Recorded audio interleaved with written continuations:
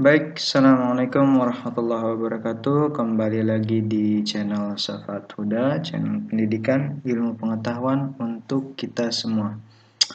Oke, kali ini kita akan membahas prosedur pembelajaran dalam PTK. Nah, setelah kemarin kita membahas dan menguraikan apa itu PTK, nah sekarang saya akan membahas prosedur pembelajaran dalam PTK ya, seperti apa caranya, prosedurnya agar di dalam proses PTK itu kalian tidak bingung ya, tidak menemukan kebuntuan di dalam proses penelitian PTK.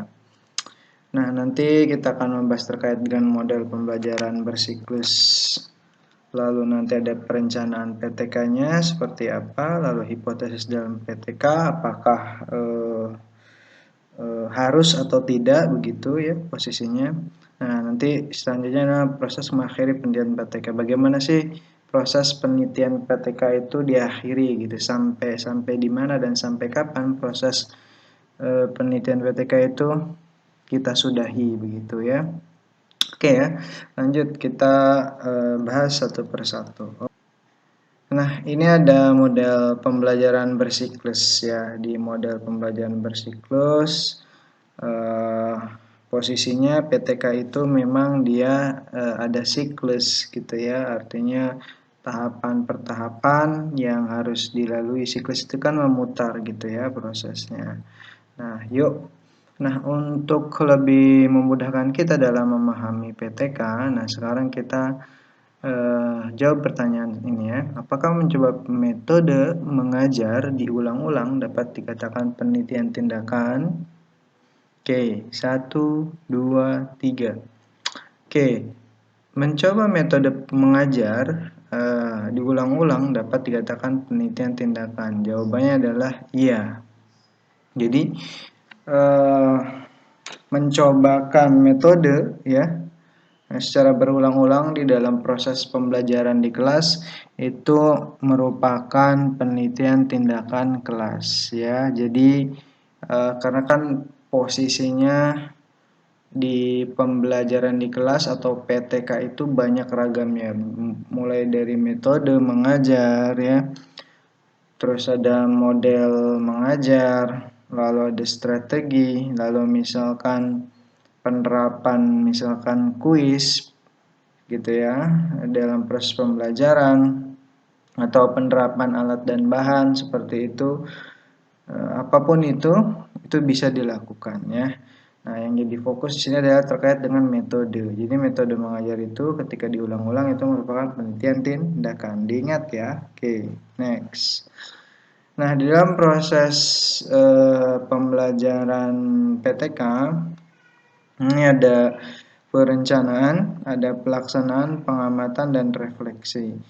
Nah, tentu di setiap tahapan ini, di setiap siklus ini harus dilakukan dengan baik dan benar sehingga nanti mendapatkan hasil penelitian yang valid atau bisa dipertanggungjawabkan ya.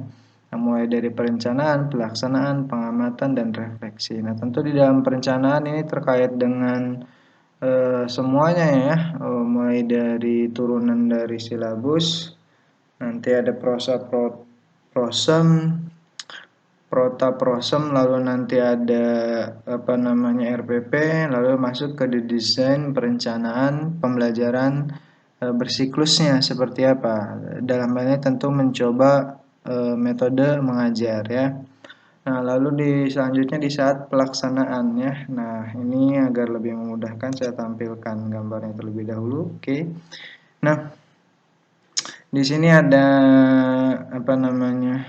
proses tahapan ya, siklus dari PTK. Mulai perencanaan, pelaksanaan, pengamatan, lalu refleksi. Lalu ini siklus 1. Nah, selanjutnya untuk siklus 2 pun sama seperti itu, ada perencanaan, pelaksanaan, pengamatan, lalu refleksi. Nah, nanti prosesnya bagaimana dan harusnya seperti apa ya. Nah, ini nanti kita akan bahas dan kita akan ulas ya. Setelah kita melakukan pelaksanaan terkait dengan apa yang sudah kita desain, kita create begitu metode mengajarnya, tentu harus disusun dengan jelas dan lengkap gitu ya. Setelah itu kita sambil menerapkan metode mengajar yang sudah kita lakukan, lalu kita sambil melakukan pengamatan ya. Tentu pengamatan di sini banyak, baik dari sisi proses keaktifan siswa ya, proses eh, efektivitas dan efisiensi waktu gitu ya, proses dalam mencapai materi pembelajaran begitu ya, itu semuanya diamati. Nah, terakhir nanti itu adalah refleksi. Nah, refleksi itu dimana prosesnya nanti kita bisa mengambil data ya, bahasanya mengambil data, merenung gitu dari proses perencanaan, pelaksanaan dan pengamatan ya, seperti itu. Nah, di selanjutnya ini ada refleksi siswa. Nah, jadi terkait dengan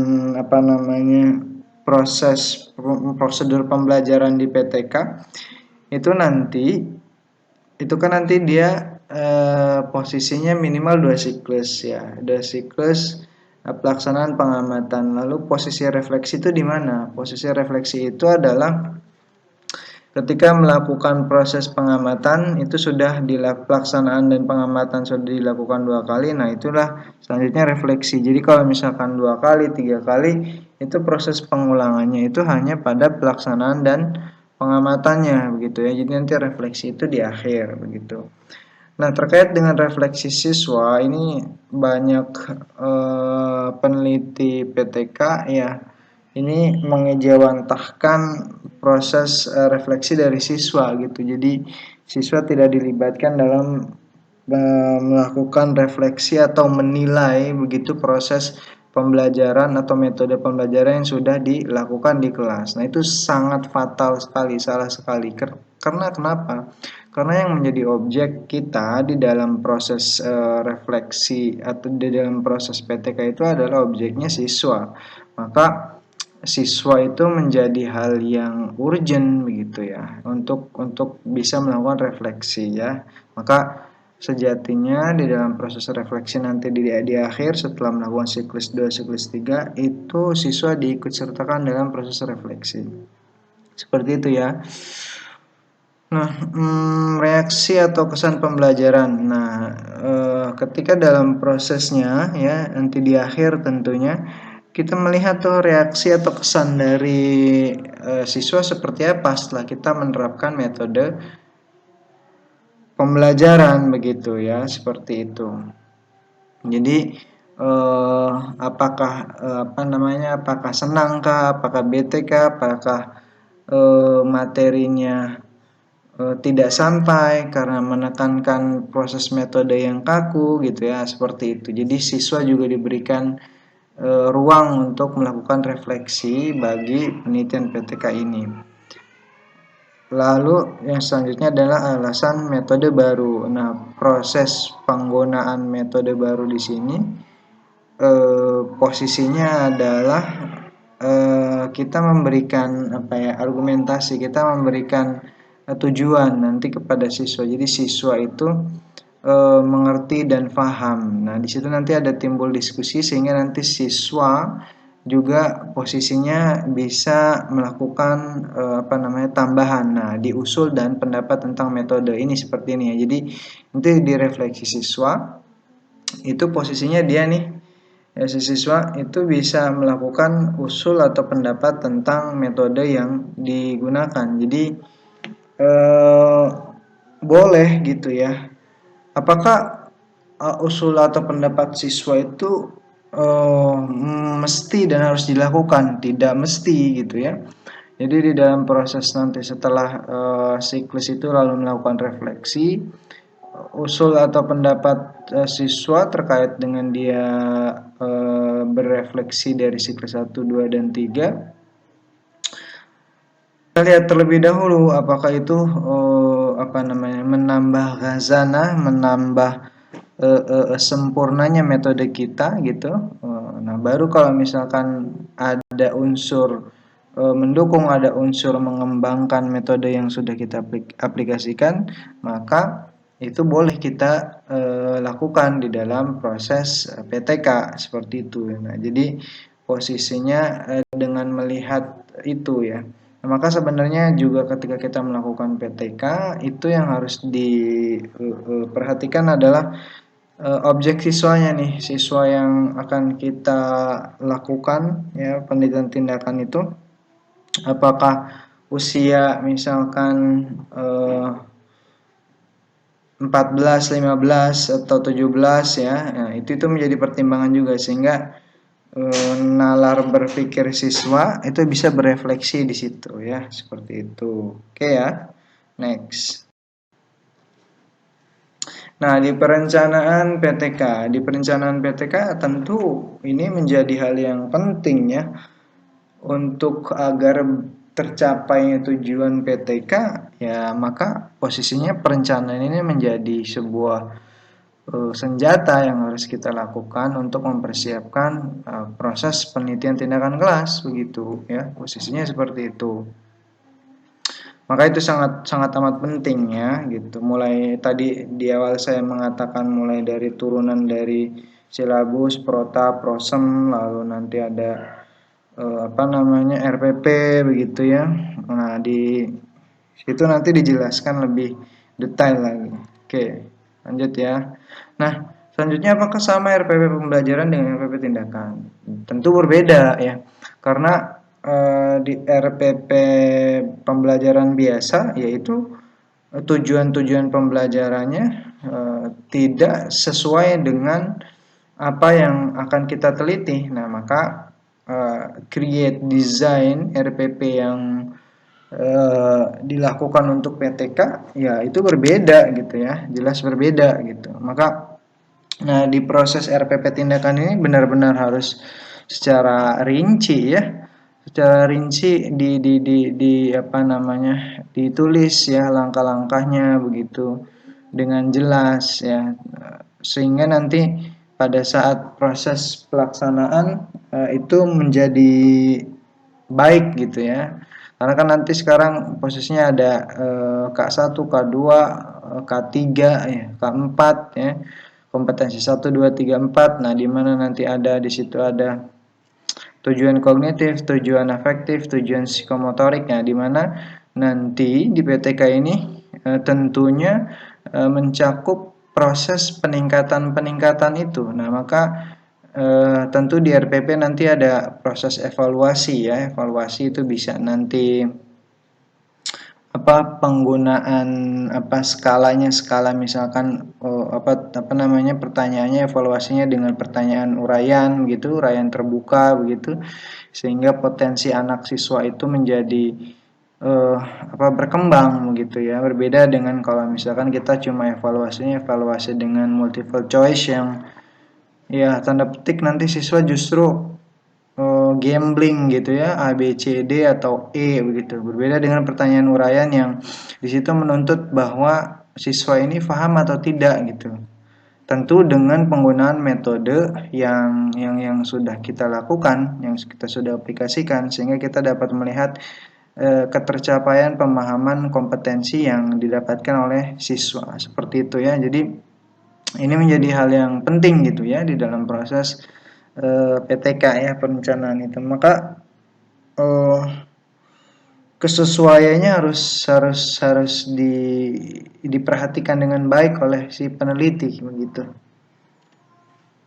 Nah, selanjutnya misalkan contoh terkait dengan RPP tindakan ada koreksi silang. Kalau misalkan nanti ada setelah kita melakukan metode pembelajaran ya, nah ketika ada proses refleksi dari siswa, bolehlah nanti gitu ya proses penilaiannya gitu, dievaluasinya, si A mengoreksi punya B dan B dikoreksi oleh C dan C dikoreksi oleh A gitu. Nah, itu menjadi hal yang penting. Jadi si anak juga tanda petik di sini lebih tereksplor ya, level kognitifnya lebih berkembang lagi gitu. Bukan hanya sekedar dia menuangkan pemahaman dia, tetapi dia juga mampu menilai. Nah, di sini sangat amat penting nih, sehingga nanti tadi selain ketercapaian tujuan pendidikan, tujuan pembelajaran gitu, maksudnya di dalam RPP yang sudah dibuat, nah, tapi level kognitifnya juga akan meningkat. Nah, di sinilah pentingnya sebuah proses.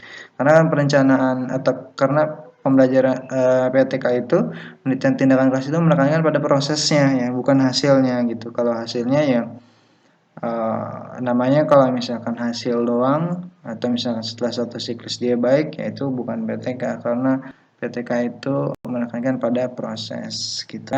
Jelas ya. Nah, berbicara hipotesis dalam PTK, di video sebelumnya saya sudah menjelaskan terkait dengan hipotesis. Yang ini nanti ada di dalam proses penelitian ya, di proses penelitian. Nanti kan kalau hipotesis jatuhnya setelah merumuskan masalah, setelah kerangka teori ya, setelah kerangka teori baru ada hipotesis. Nah, hipotesis itu adalah jawaban sementara dari penelitian begitu. Nah, yang melandasi dari hipotesis atau landasan dari kita melakukan hipotesis adalah tadi tentu dua langkah sebelumnya, yaitu kita merumuskan masalah. Rumusan masalah, di rumusan-rumusan masalah yang sudah kita buat itu merupakan landasan dari lahirnya hipotesis. Yang selanjutnya adalah kerangka teori. Nah, kerangka teori ini terkait dengan teori-teori yang relevan terkait dengan misalkan kalau misalkan kita variabel yang kita teliti terkait dengan metode pembelajaran dengan hasil belajar ya, itu kan nanti ada dua tuh, variabel dependen dan independen. Maka kita harus mengulas tuh metode pembelajarannya apa ya, misalkan metode pembelajaran inquiry, konstruktivisme. Maka di kerangka teori itu memuat definisi-definisi atau teori-teori atau penelitian-penelitian yang relevan terkait dengan metode inquiry dengan hasil belajar PTK ya, hasil belajar maaf. Nah, jadi bisa juga di slide di video sebelumnya saya menjelaskan terkait dengan pembelajaran inquiry. Nah, itu nanti mungkin bisa teman-teman cek juga. Silakan klik atau ketik saja pembelajaran inquiry Safatu dan nanti itu muncul seperti itu ya. Nah, jadi seperti itu hipotesis itu. Nah, maka kita harus benar-benar mengetahui lah. Lalu posisinya seperti apa di dalam PTK? Nah, di sini ya kita akan menjawab. Nah, apakah PTK memerlukan hipotesis? Nah, tidak gitu ya. Jawabannya tidak. Di PTK itu tidak memerlukan hipotesis. Jatuhnya alternatif gitu. Jadi bisa iya, bisa tidak gitu. Tapi biasanya saya menekankan tidak, karena posisinya di PTK itu kan jawaban sementara, sedang kita belum melakukan penelitian. Dan posisinya kalau hipotesis kan nanti ada ada prasyarat, misalkan H0 diterima ya kan, H1 ditolak. Nah, seperti itu. Jadi prosesnya nanti jatuhnya seperti kuantitatif gitu. Karena kan di video yang kemarin saya sudah sedikit menekankan di PTK sendiri itu lebih condong sebenarnya ke pendekatan kualitatif gitu, sehingga nanti deskripsinya yang bisa diambil gitu. Nah, jadi sebenarnya PTK itu simple gitu ya. Jadi dia tidak memerlukan hipotesis, atau bahasanya alternatif lah. Bisa iya, bisa tidak, bisa ditaruh, bisa tidak, begitu. Tergantung kebutuhan. Tapi memang umumnya tidak memerlukan hipotesis. Seperti itu ya. Jadi berdasarkan buku-buku yang sudah saya baca dari Prof. Sugiono ya, Rizwan Simeori Kunto begitu ya, Prof. Sujana begitu, itu semuanya untuk PTK memang lebih condong ke kualitatif dan tidak memerlukan hipotesis begitu ya. Nah, ya tentu di dalam PTK ketika prosesnya baik maka hasilnya baik. Jadi mulai dari tadi perencanaan, pelaksanaan, pengamatan sampai dengan refleksi ya. Refleksi kan nanti hasil ya. Pasti nanti akan baik kalau di dalam proses perencanaan, pelaksanaan, pengamatannya dilakukan SOP sesuai standar operasional prosedur dalam PTK ya, seperti itu. Nah, proses mengakhiri penelitian. Nah, kapan sih kita harus mengakhiri penelitian PTK? Ya, proses mengakhiri penelitian PTK. Oke ya, jadi dalam mengakhiri proses penelitian itu ketika sudah didapatkan hasil yang baik ya, artinya ada perbedaan antara siklus 1, siklus 2, siklus 3 gitu, dan itu kurvanya atau nilainya meningkat. Atau pada saat nanti refleksi apa namanya si siswa merasakan kepuasan begitu ya dengan diterapkan metode ini. Jadi itulah salah satu fungsi refleksi siswa diikutkan di dalam proses refleksi. Jadi siswa ketika di dalam proses refleksi itu ketika diikutkan kita melihat satisfaction atau kepuasan dari si siswa ketika kita menerapkan metode itu. Nah, ketika itu sudah dirasakan puas dan tidak ada lagi yang perlu dibahas atau ditambahi seperti itu. Nah, maka disitulah saat proses penelitian tindakan kelas diakhiri. Oke, ini ada sedikit pertanyaan yang nanti mungkin bisa menghapus keraguan-keraguan yang ada di benak kita semua dalam proses PTK ya. Nah, yang pertama, apakah PTK harus 3 siklus atau 2 siklus ya? PTK ukuran standarnya menurut peraturan itu adalah 2 siklus. Jadi seperti itu ya. Jadi kalau misalkan 3 siklus itu tidak harus. Jadi kalau misalkan memang di dalam proses 2 siklus itu masih dirasa belum cukup, nah ya silahkan lakukan siklus ketiga gitu ya. Nah, selanjutnya apakah PTK boleh 1 siklus jika hasilnya sudah baik? Nah, tidak bisa gitu. PTK itu minimal 2 siklus. Jadi walaupun nanti 1 kali tapi prosesnya sudah baik ya belum dikatakan PTK, karena PTK itu sedari awal penekanannya adalah posisinya adalah prosesnya. Penelitian yang mengedepankan proses bukan hasil ya. Lalu selanjutnya, apakah penelitian boleh dilanjutkan setelah 2 siklus karena alasan penelitian merasa belum baik dalam proses dan hasilnya ya? Tentu boleh saja, boleh sekali gitu malah.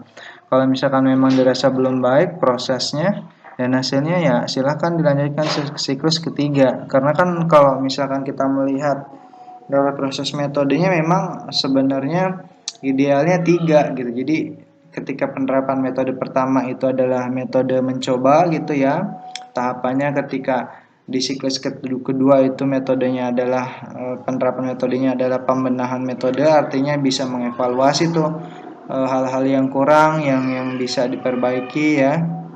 Nah, di siklus yang ketiga dengan metode yang sama itu maka posisinya adalah sebagai firm bahwa metode itu benar-benar menjadi ukuran ya, menjadi ukuran pada saat proses pembelajaran begitu. Apakah nanti metode itu efektif atau tidak, atau bisa meningkatkan hasil belajar atau tidak. Nah, seperti itu ya harusnya, seperti itu. Nah, apakah usul pendapat dari siswa pasti dilakukan peneliti? Tidak pasti ya. Jadi tentu dengan latar belakang tadi di awal saya mengatakan terkait dengan usia siswa begitu ya, seperti itu. Lalu tingkat nalarnya seperti apa gitu, apakah usulnya itu baik untuk mengembangkan metode pembelajaran atau tidak. Nah, lalu tadi kapan peneliti mengakhiri PTK-nya itu? Ketika di dalam proses refleksi semua stakeholder, baik peneliti, baik siswa, baik guru pembantu atau guru pengawas ya yang diajak diskusi terkait dengan refleksi itu sudah menemukan hasil yang dirasa bukan dirasa ya, hasil yang baik begitu, dan siswa juga merasa puas ya, gembira, senang, lalu materi pembelajarannya sampai dapat ditangkap oleh siswa ya, seperti itu. Jadi itu menjadi keputusan penelitian PTK diakhiri ya, seperti itu. Itu yang bisa saya sampaikan, semoga bermanfaat dan tidak ada lagi kerancuan-kerancuan dan kebingungan-kebingungan di otak teman-teman semua. Assalamualaikum warahmatullahi wabarakatuh.